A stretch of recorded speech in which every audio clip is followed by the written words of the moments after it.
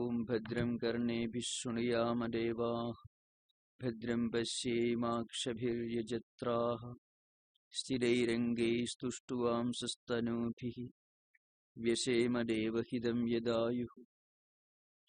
O Almighty Lord, may we hear with our ears what is auspicious.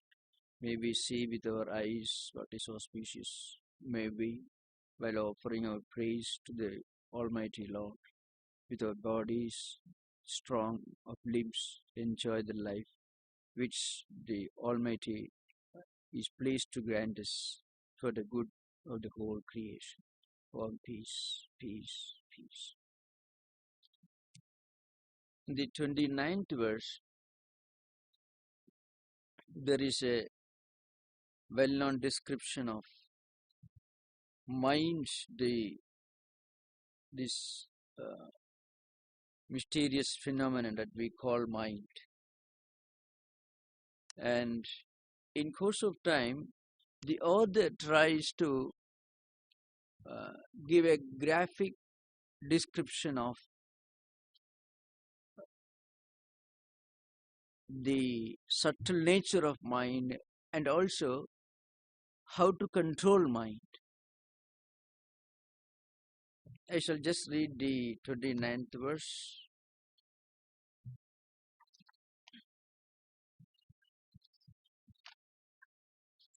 Yatha supne dvayabhasam spandade mayaya manaha tatha jagrit dvayabhasam spandade mayaya manaha.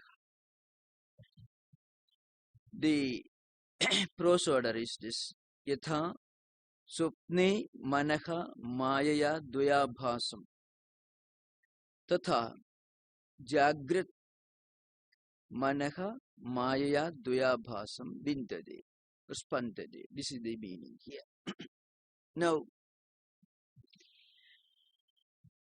in English we can say, just as in dream, the mind vibrates through maya, through delusion, as though it has got dual roles, two roles.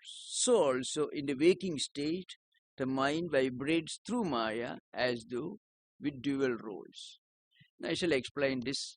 Now, in waking state, in our normal human experience, you find the mind divides itself into two parts: the experiencer and the experienced, the seer and the seen. In Sanskrit, it is called drashta, who is a seer, and drishtam, which is seen. Subject and objects. In fact, that's our normal experience. When we walk through streets, when we see objects with our eyes, and when we perceive the existence of different visual objects, with the help of mind and eyes, what happens? The subject knows the object. The object is objectified. It is perceived. It is seen. Or it is perceived by hearing. You may perceive the existence of incense stick by its perfume. You may perceive the existence of a moving object or a vehicle or a car or a train by the sound it creates. And you may perceive the existence of the table in front of you even when your eyes are closed by touching it. You may perceive the taste of a candy with the help of the sense of taste, the tongue, and so on. So in all these cases, you and the experienced, the object that is perceived, these are the two roles which mind plays. The same mind plays the role of subject and the role of objects. This is our whole human experience in everything. The subject and object.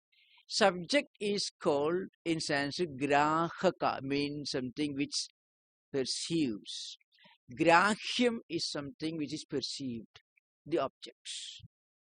Now, here Gaudapada makes an interesting point. In waking state, we know very well that mind is the same one entity which divides itself into subject and objects. And in dream also the same thing is happening. One may ask the question, in dream, your eyes are closed, you are seeing things. So, where are the objects that are perceived?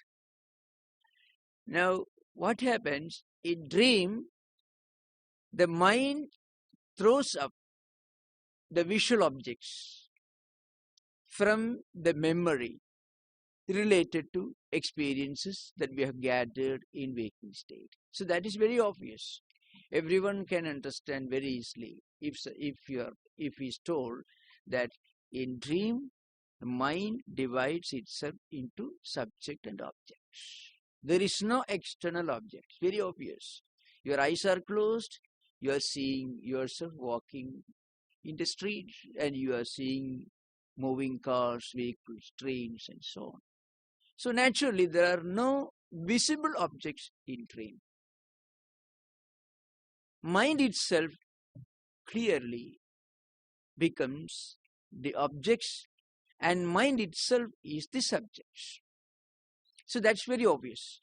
Now Gaudapada equates waking state experience with dream experience. It is certainly going too far from a purely empirical point of view. But from a philosophical point of view, it is not going too far. He says, this author says, in waking state also the same thing is happening. The objects are nothing but a projection of the mind. The same mind becomes the objects, and the same mind becomes the subjects. That's obvious. So, in Gaudapada's philosophy, the empirical world, the world in which we live, is as perishable, as peripheral, as transitory, as non-permanent, as the experiences in dream. Some time back I gave this example. If you think of the total lifespan of an average person, maybe he may live for 90 years, and he may sleep for 8 hours a day, which means for 30 years he's sleeping, he's dreaming. 60 years, of course, he's alive. But when we ask him, how old are you? He doesn't say, I'm 60 years old. He would say, I'm 90 years old. The 30 years in which he did not do anything from an external empirical point of view, except sleeping, is also counted. So he is 90 years old. So what does it mean?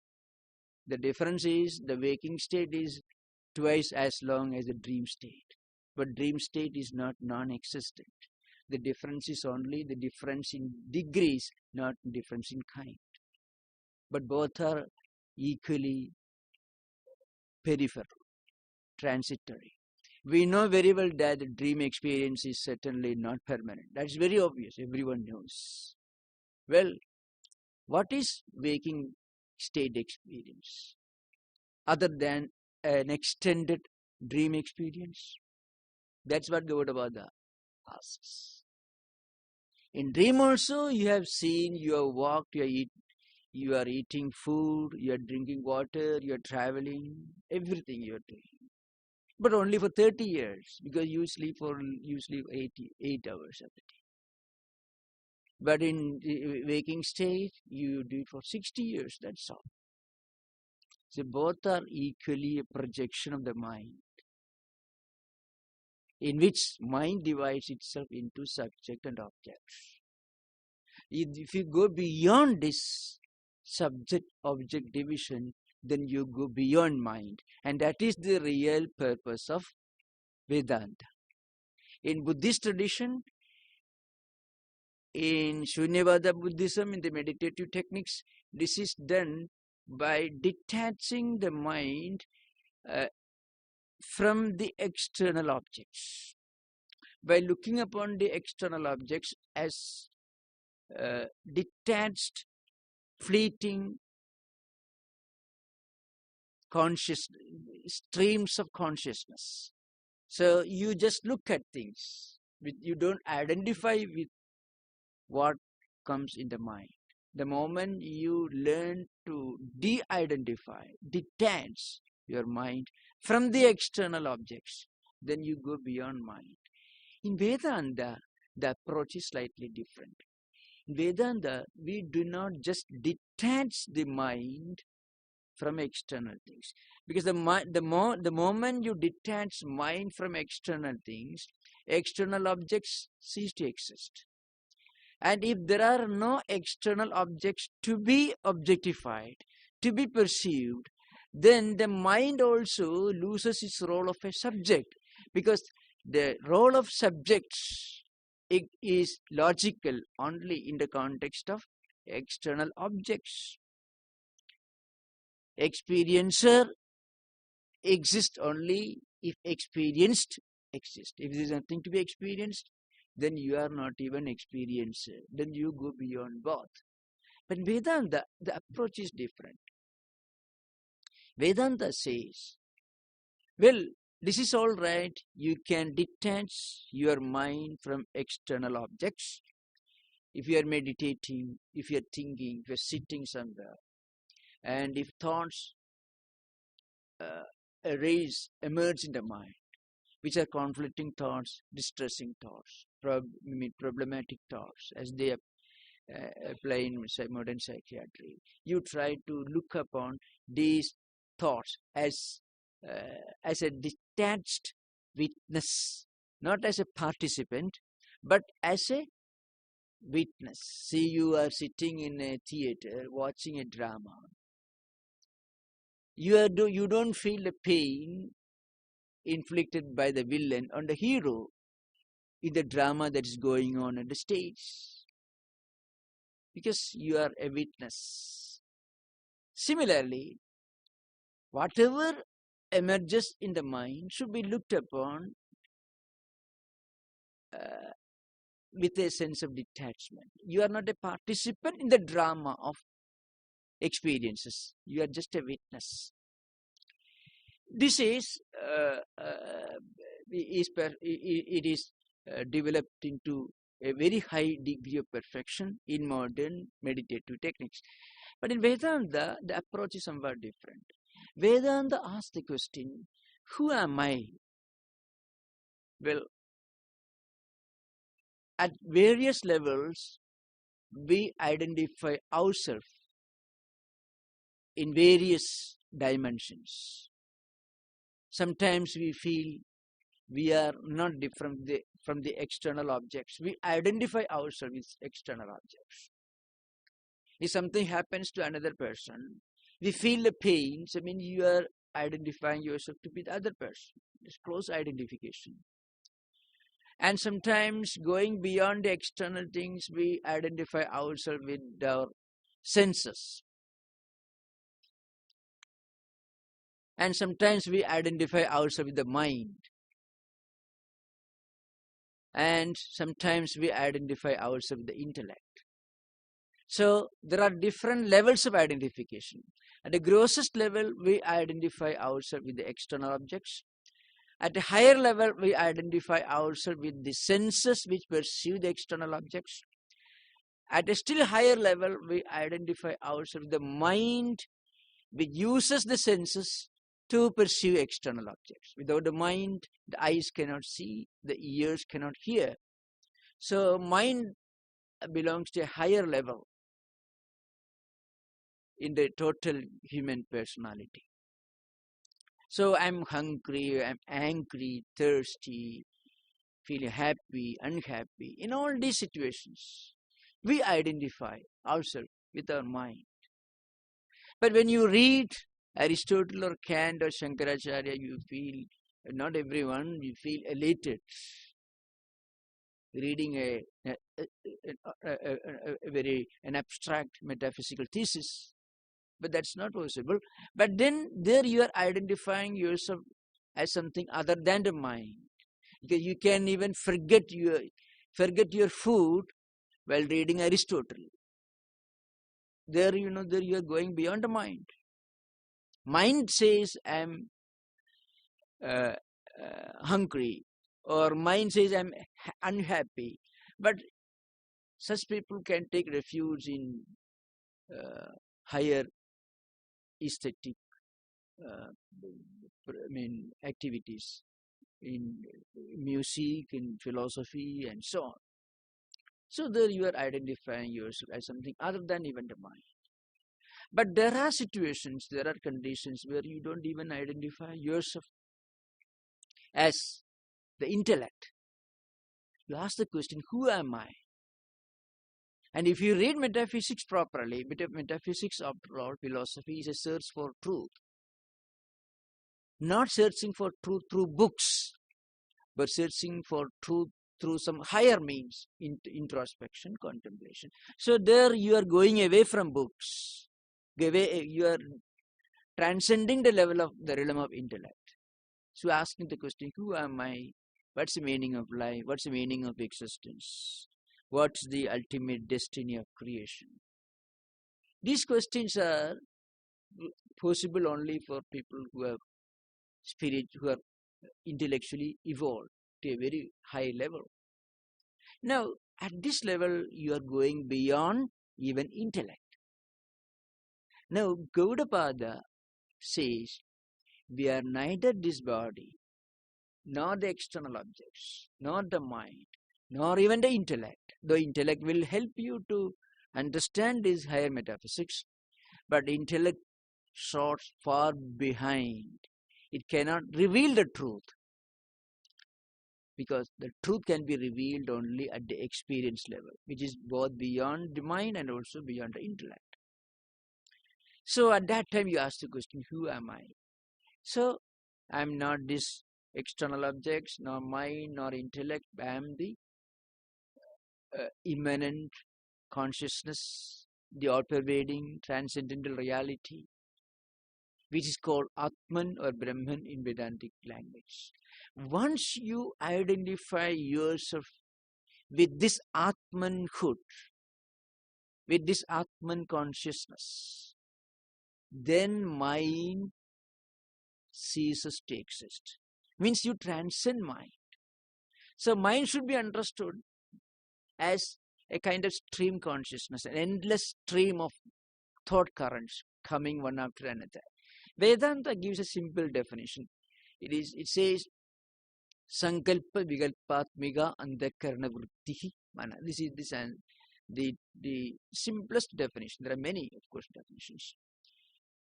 Now, mental vibrations functioning as thought currents, positive thought currents and negative thought currents.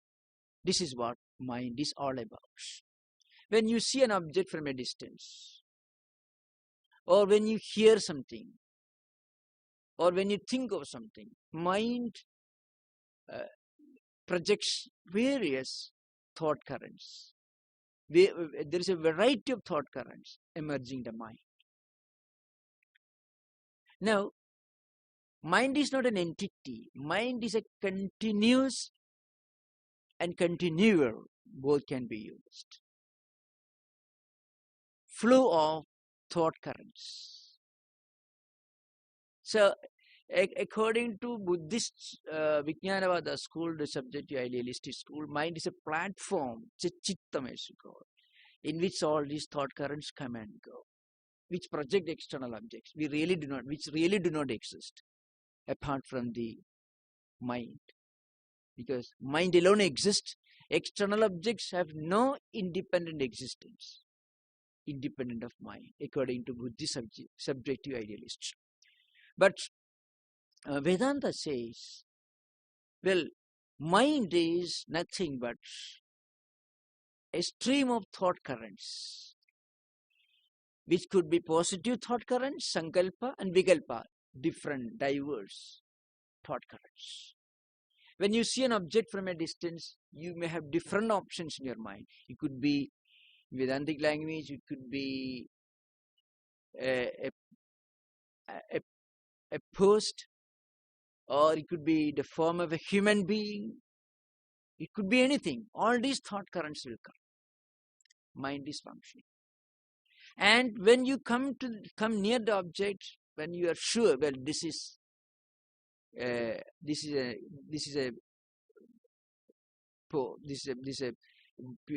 wall or a post or whatever it is, not a human being. When you come to a definite decision as to what the object is, then your intellect functions.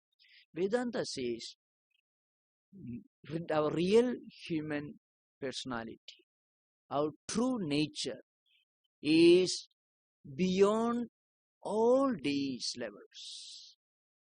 Our true nature is the all-pervading, the immanent, supreme consciousness, which is existence absolute, knowledge absolute, and bliss absolute, which is beyond words, which is immanent in all beings and also omnipresent, all pervading everywhere. Once you really experience this Atmanhood, our own Atmanhood, then mind ceases to exist. We are not destroying the mind. We are going beyond the mind. Mind cannot be destroyed.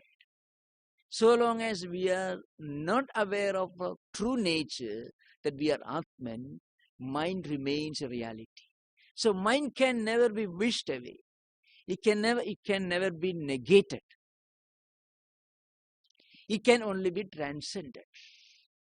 It is called Amani Bhava in Vedantic text, including Mandukya Acharya, Gaudapada Acharya. Gaudapada also explains this process of Amani Bhava in the succeeding lines.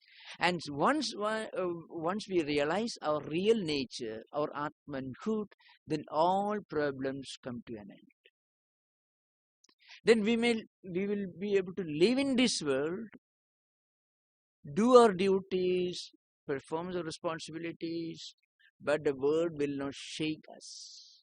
The world will not be a terrible crisis. It will not appear to be a terrible crisis for us. We can live in this world, still we can look at this world as a spectator sitting in a theater, watching the drama that's going on the stage.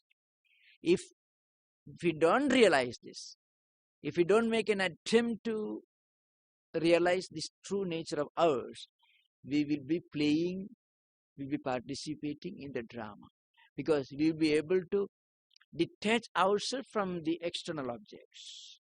We will be able to look at the drama of human life as a witness, as a spectator, only if we realize that we are something other than the participants who are playing in this drama. And what are the participants? The objects, empirical objects, the senses, the mind, the intellect, all these are different players who are active in this drama of human life. So the best way to look at this drama of human life as a witness, as a subject, as a detached witness, as a detached subject, is to realize this true nature. Before it becomes an experience, we must try to develop this as an intellectual conviction at least. In fact, this is possible even if you use your real pure reasoning power. In fact, that is one of the unique characteristics of this text that we are discussing. Gaudapada says, you need not believe in anything. We need not have faith in anything. If you have got faith, fine, nothing, no problem. But it is not indispensable that you should believe in a doctrine or a dogma. You should follow certain rituals. Even if you exercise your reasoning power with independence and freedom, you can arrive at this. So he says, you look at this world.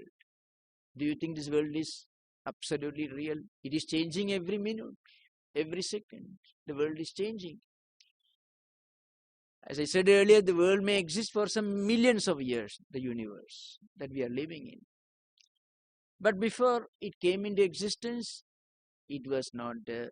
And certainly it won't be there after several millions of years. This universe won't be what it is now.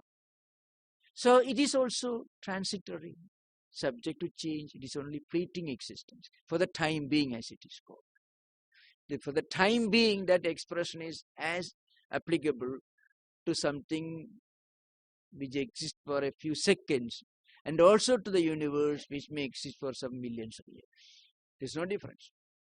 Now Gaudapada says, behind all this there is a permanent reality which never comes into existence. Why? Because it always exists. So it cannot come into existence.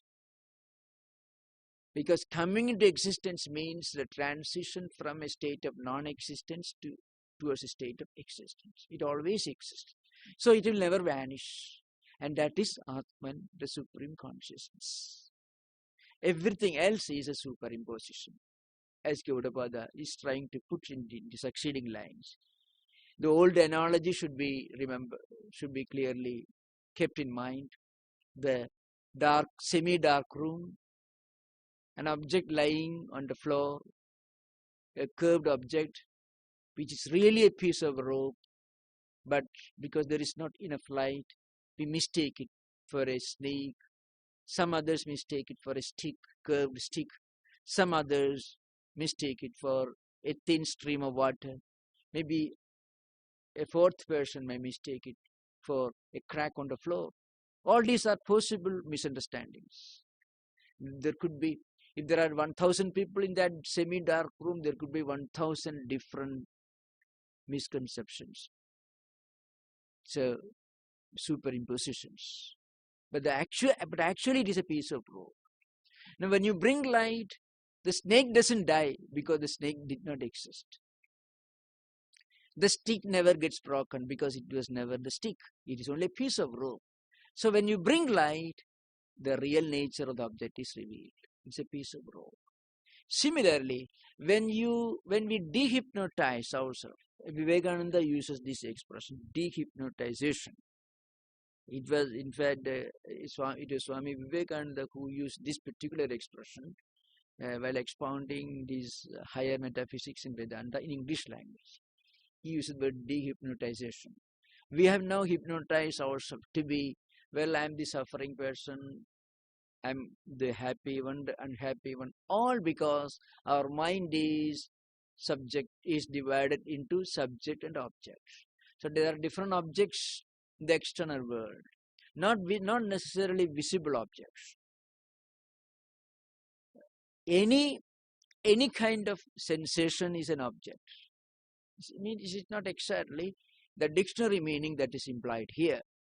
Anything that we will, happiness is the result of something happening in the external world. So that is also a kind of object. It's called kneyam, it is called dheyam. What is known, what is experienced, what is seen, the objectified thing, that's called. So when we respond, when we react to all these external things, we become happy, unhappy, hungry, thirsty, and so on. These are all different kinds of different types of hypnotizations. We hypnotize ourselves into a suffering human being.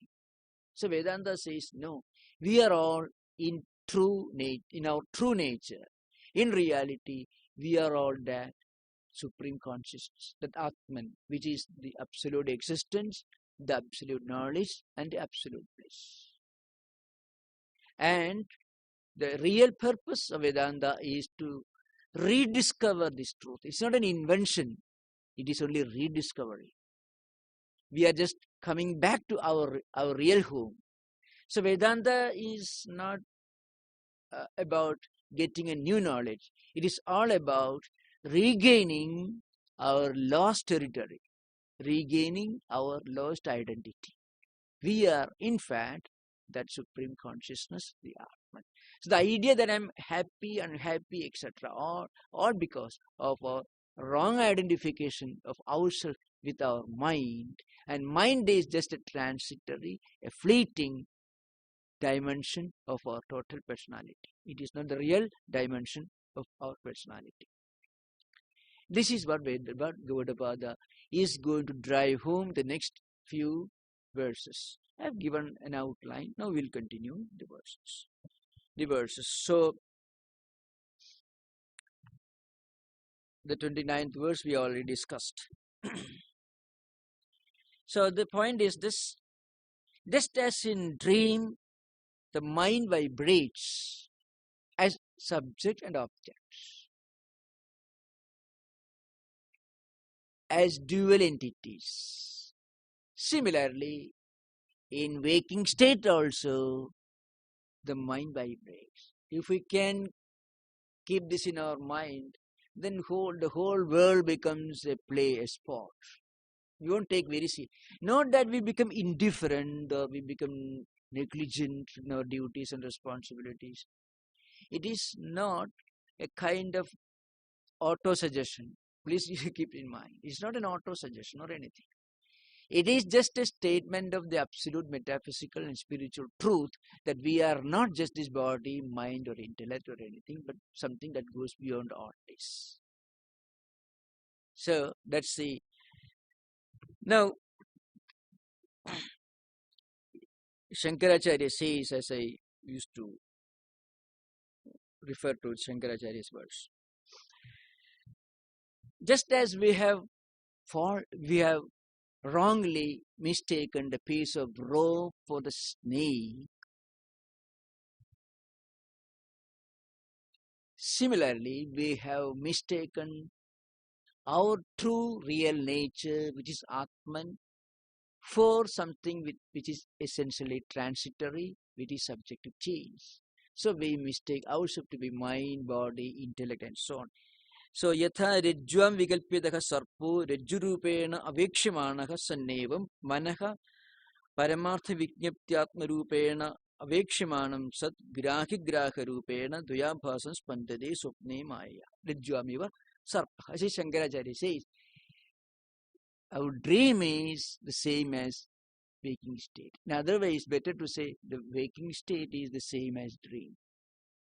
This may appear to be something totally shocking to many, but reality is the experience of mind dividing itself into subject and object. It's natural. It is obvious with regard to dream experience. Everyone knows that.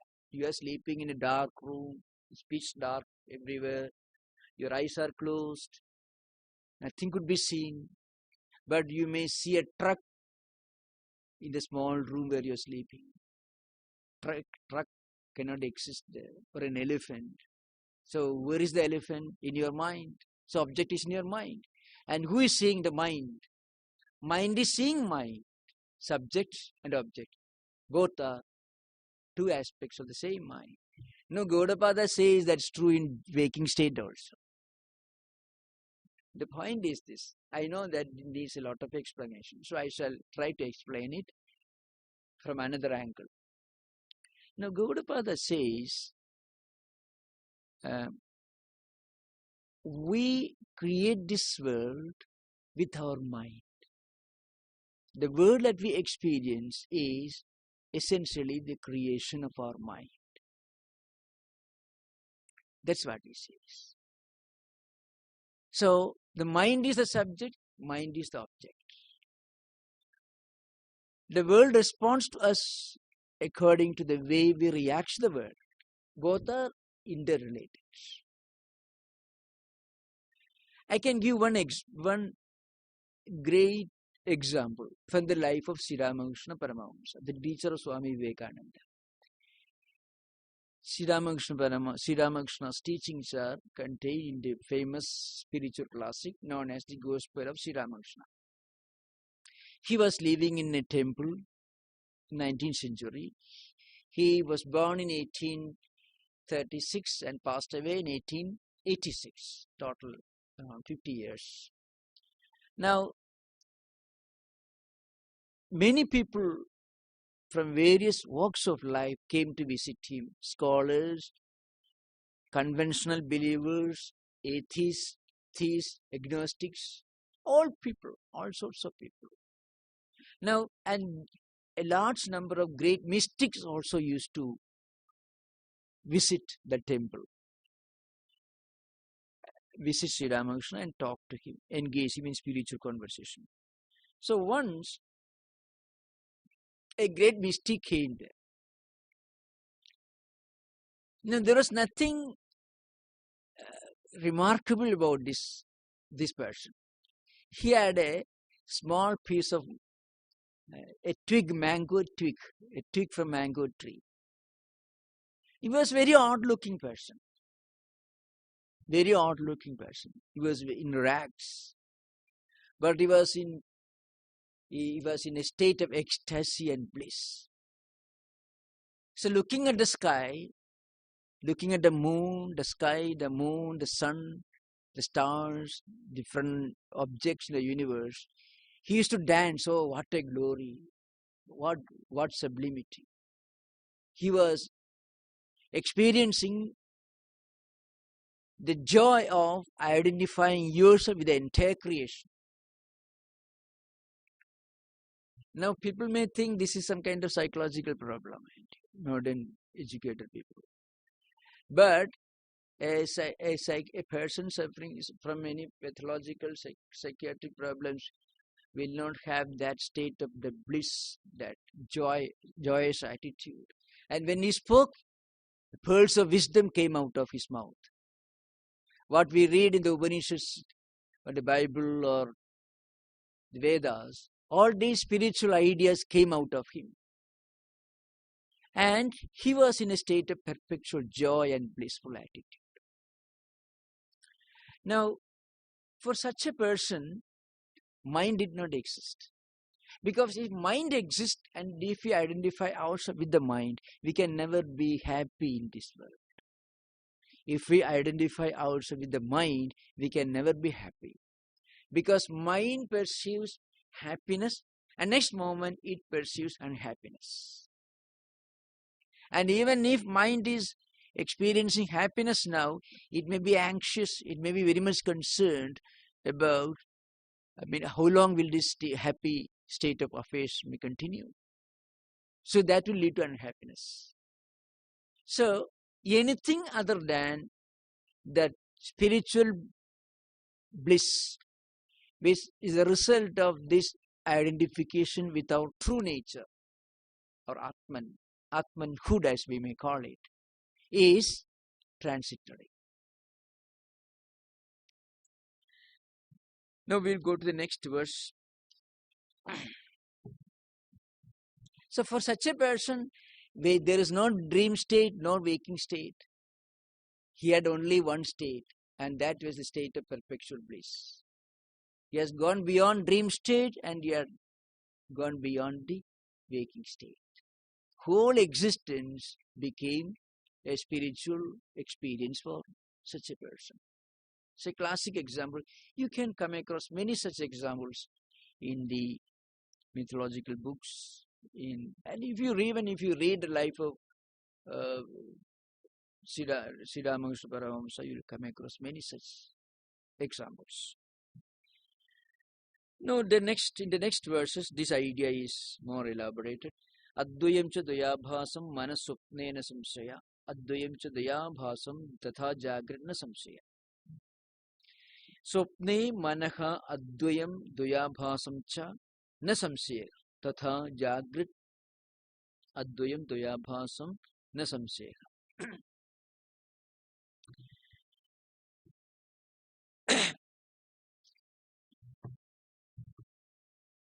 Now, Gaudapada says, there can be no doubt that the non-dual mind alone appears in dream in dual roles. Non-dual mind actually means what? Non-dual mind is not mind. In fact, mind is nothing but a reflection of the Atman. It's just like a mirror, Now, if you have got a mirror, a clean mirror, which is glittering, very clean, you can get the reflection of the sunlight. But if the mirror is dirty, dusty, then the sunlight will not be reflected.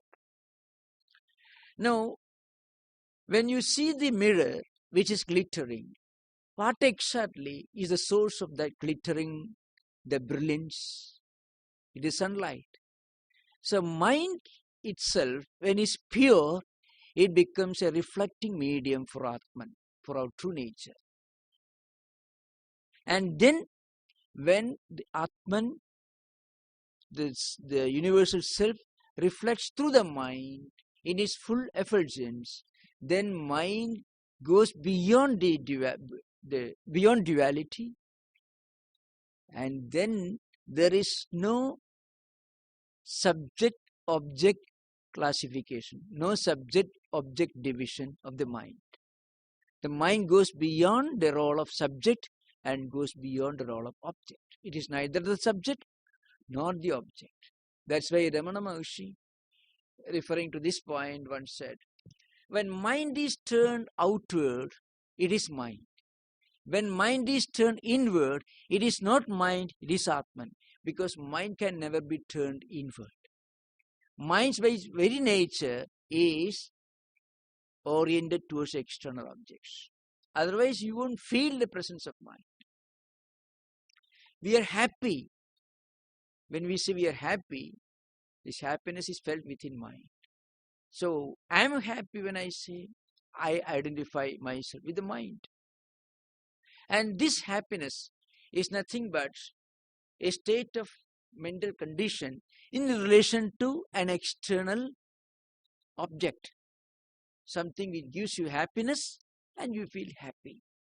So there is the I who is the subject and the object which gives happiness. Object. So subject-object classification.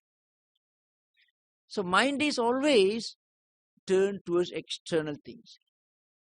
And mind is mind only when it is turned towards external things. Mind ceases to be mind. It becomes non-mind when it is turned inward. When it is turned inward, when it becomes non-mind, it identifies itself with Atman. Just as the clean mirror which reflects the full effulgence of the brilliant sun it identifies itself with the sun. Because the brilliance of the mirror is nothing but the brilliance of the sunlight. That's the idea behind.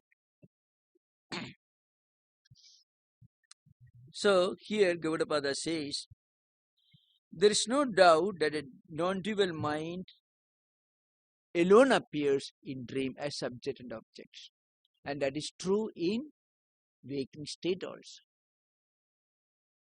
There is a famous section in the Brihadaranyaka Upanishad, which sometimes I mentioned, It deals with the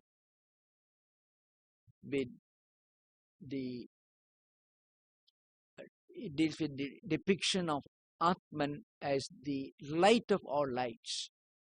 It's called Jyotisham Jyoti. It is called. So that particular section is called Jyoti Brahmanam. That particular section of the Upanishadic text, which describes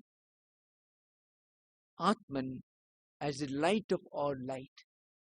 Light here doesn't necessarily mean the external light, the sunlight or moonlight. It goes something beyond that. The story is this. It's a famous episode. A great sage and a great king.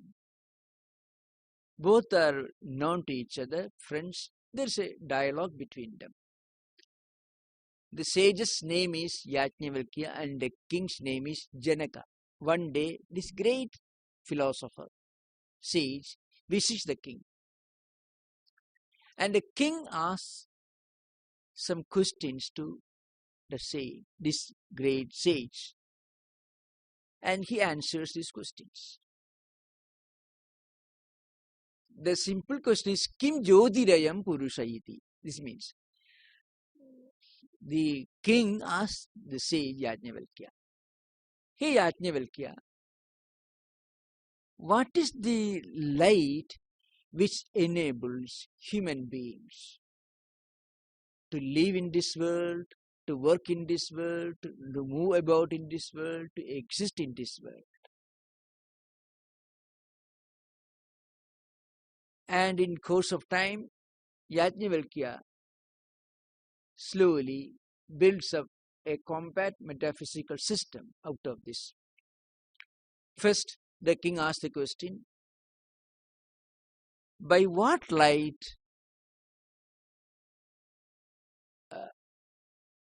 do we human beings live in this world, move about, work, go to different places and return home? The simple question. And now the obvious answer is, Surya Jyoti means sun. That's very simple. We will not understand the full metaphysical import of this episode till we come to the last portion of the dialogue. And that opens up a highly celebrated metaphysical discussion of the ultimate principle of existence. So the first question is, by what light do we human beings live in this world and move about doing our duties and responsibilities? Obvious answer is sunlight.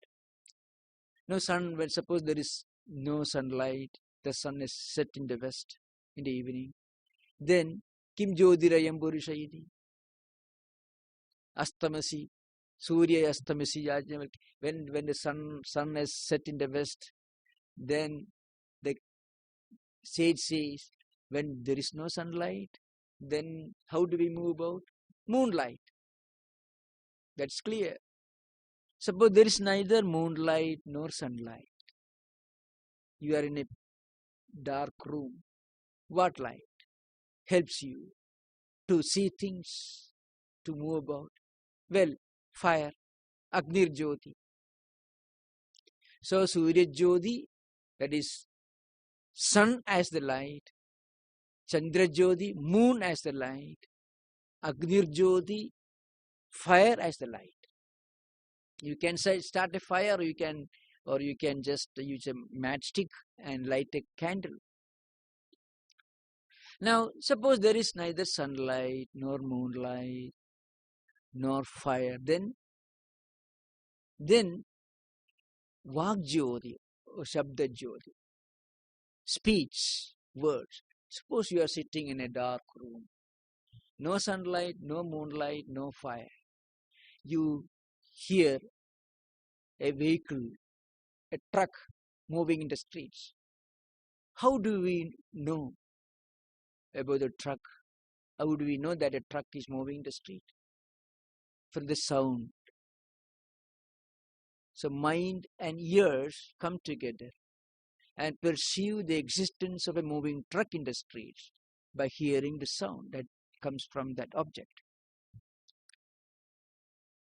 Now, for the fifth question is, suppose there is neither sunlight, nor moonlight, nor fire, and you can't hear us. So no speech, no sound serving as light. Now remember here, light means revealer. Light means something in whose presence things get revealed.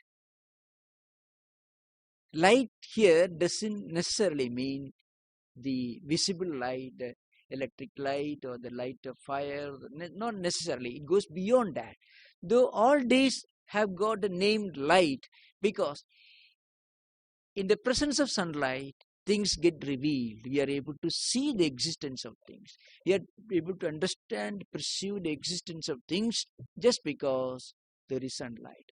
So light is existence. And light is knowledge. Because of sunlight, you are able to see, you are able to perceive the existence of something in front of you. So the sunlight becomes the revealer, and it reveals you the existence of things, and it reveals the existence of things by giving knowledge about the existence of things. And when you get that knowledge, you become conscious of it. So that's true with regard to moonlight, fire, and also the sound, Vagjyoti or Shabdajyoti, the fourth one. Now, the fifth question is, here the king, Janaka, asked the question. Suppose there is neither sunlight, nor moonlight, and no fire, no matchstick or candle, anything, and no sound. So you can't hear, you are deaf. Still, you are able to see things, hear things. How? From memory. You may have seen something yesterday. You are sitting in dark room, and these objects which you have seen yesterday are coming back to your mind, and you are seeing them. Seeing doesn't necessarily mean seeing with open eyes. Seeing or hearing could also mean seeing or hearing at the mental level. That's what is happening. That is what is memory. Hearing at the mental level is called memory. See, you listen to a music this morning which you had never heard earlier. This evening you are able to repeat it, practice it. How? You are re-experiencing that hearing experience again at the mental level. A painter sees a master's work in the art gallery. After 10 years, it's possible for, if he's a great painter, to paint a similar picture. How? What he has seen only once is registered, and after 10 years, he can re-experience that visit to the gallery, and he can see that paint again at the mental level. So seeing doesn't necessarily mean seeing with eyes or with ears or with any other sense of perception. Not necessarily seeing or hearing or perceiving with the five senses of perception and mind. So memory is also a kind of experience. Now, the great king Janaka asked the question. Suppose there is neither sunlight, nor moonlight, no fire, no sound, still you are sitting somewhere, you can see, you can hear. What enables you to understand things? Then Yajnavalkya answers the question, Atma Jyoti. Atman, or the Supreme Self, the immanent reality, the absolute immanent reality, the absolute principle, which is the immanent reality in all beings, which is also the transcendental reality, which is the omnipresent reality. This Atma Jyoti enables you to hear, to see, to remember things. And if this Atma Jyoti is not present, eyes will not function, ears will not function. A dead man cannot see or hear, because the soul, the self, has gone away from that body, from the five senses of that body, attached to that body, to somewhere else. It has gone away from there, it has gone somewhere else. It is all pervading, but it has withdrawn itself from that body, or the five senses attached to that body, or the mind and intellect attached to that psychophysical mechanism. It has withdrawn itself from it, so it doesn't function. So Yajnavalkya says it is Atma Jyoti, which Jyotisham Jyoti, means light of all lights.